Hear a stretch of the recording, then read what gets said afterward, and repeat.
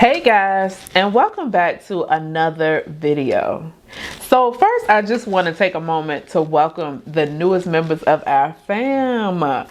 And if this is your first time viewing our videos, why don't you go ahead and hit that subscribe button and join the family? Well, today is Thursday, and so it's time for Therapeutic Thursday. So let's get right into it.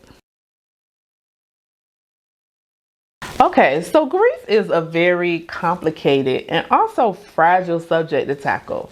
I mean, we live in a society that generally doesn't respond well to grief because there's such a lack of understanding of it. And so because this requires such care, I feel like the first order of business with this series ought to be, breaking down what exactly is grief.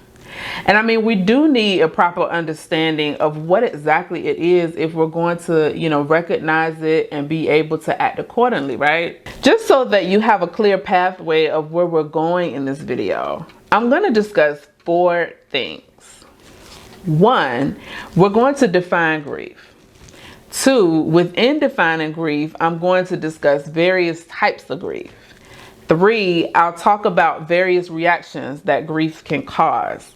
And 4, I'm going to very, very briefly mention 3 of the most common mental health diagnoses that are often associated with grief or that grief can bring on sometimes. So first, let's try and define grief. But I want you to understand something. There are so many definitions out there, right? So many ways in which people understand grief. So what I'm going to do is I'm just going to offer 2 definitions that I very carefully selected, specifically for the verbiage it uses. And I did so very intentionally in an effort to help us, to really gain clarity about this. So the first definition, or the first way that grief can be defined, is as the normal and natural process of responding to a loss, right? So hear these 2 very important words: normal, natural. And maybe somebody needs to know that about grief. It's very normal, to deal with feelings following any sort of loss, honestly. And it's very natural to have some sort of response, right? I'll even add necessary to this as well, because it's very necessary to grieve in order to even keep ourselves healthy mentally. The second way grief can be defined is as keen mental suffering or distress over affliction or loss. Okay, what's important to pay attention to with this definition is the things that can kind of cause these feelings of distress, affliction, or loss, right? Because often when we think of grief, we automatically associate that with the death of a loved one. However, though, grief can erupt from anything, that we are afflicted with. So in other words, anything that causes us pain. And that's also important for somebody to hear too, but we'll talk about that. So speaking of things that cause this pain, let's look at some. And I do want to emphasize some, okay, of the various types of grief. Y'all, this list is not by any means exhaustive, okay? I just carefully selected this wide range of events only to kind of get us to begin to open our minds about it and broaden our understanding, about what grief really is. So let's start with the absolute most obvious type of grief. This is the one that we are all most familiar with, and that is the death of a loved one. But some other ones can include divorce or any other relational breakup for that matter. And this can include, any type of long-term friendships maybe, or a significant other, and the breakup with that. This was one that I personally had to also grieve when a very long-term relationship or friendship of mine was dissolved. The loss of one's health, the loss of a job or financial stability, even the loss of a pregnancy, by way of miscarriage, stillbirth, tubal pregnancy, and any other reason for the loss of the pregnancy.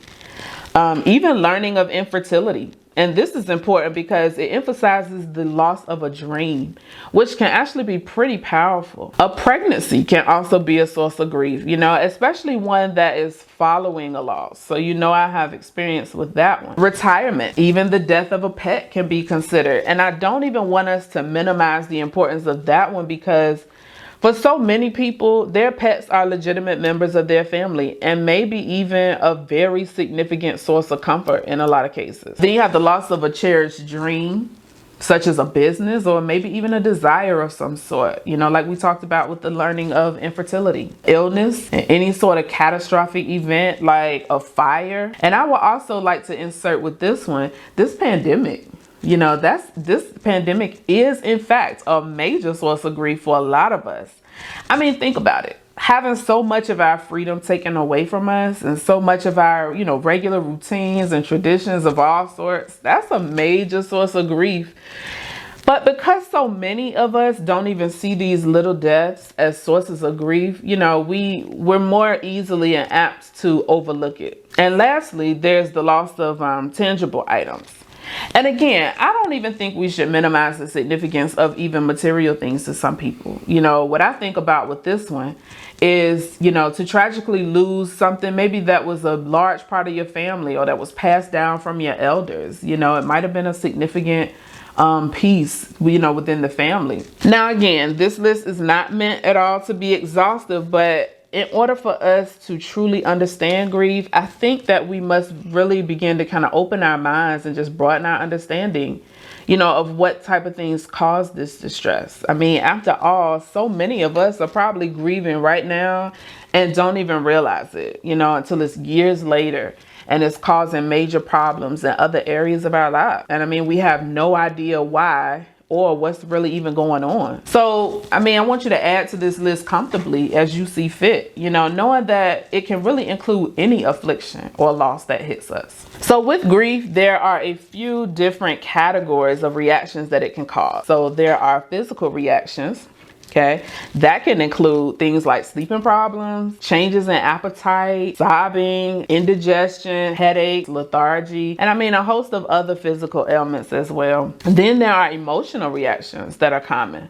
Okay, these can include things like anger, guilt, anxiety, sadness, despair, fear, bitterness, and just so many other ones. So there's also cognitive reactions. And I want to note here that this is where suicidal thoughts come from.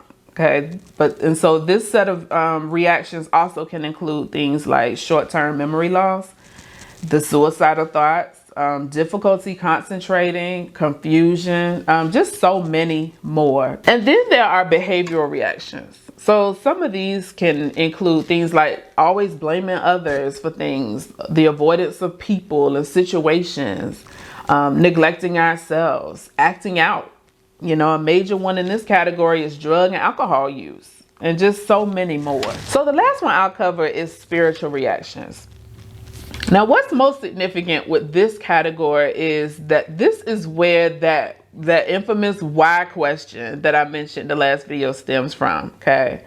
So some other ones might include anger at God, a change in our beliefs and our values, a loss, or maybe even a strengthening of our faith, and just a need to find some sort of meaning for the loss. So the last thing that I want to very, very briefly discuss are diagnoses that tend to be, common and commonly associated with grief. And I won't go too much into each individual diagnosis because honestly, y'all, each is just a video all its own. But I do think it's important to mention these because it's just generally important, that we recognize, and be able to recognize when or if our grief may be causing us some additional distress and may be signal to us, when we may need some additional assistance. So before I list them for you, I think it's definitely worth noting here, right, that grief in itself is not a disorder or an illness. Okay, I'll repeat that. Grief in itself is not a disorder or an illness. Now, it can bring on disorders or even illness if it's not treated well, but it's important to know that because I can't tell you how many people I've worked with that treat their grief as such.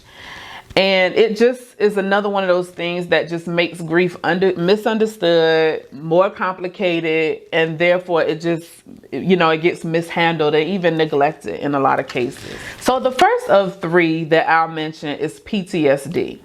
Now, this is a very common association with grief. And even, contrary to the very popular belief that PTSD can only be diagnosed to military soldiers, the reason, though, that it's so common and can be diagnosed to other people is because PTSD is a condition that it's generally triggered by any traumatic event, really. So many people can actually have this experience, with their grief, depending on what type of, what type of grief is they're dealing with. The second diagnosis I'll mention here is anxiety. Now, lots of people don't know this, but experiencing anxious feelings is actually a common part of the grieving process. Very common.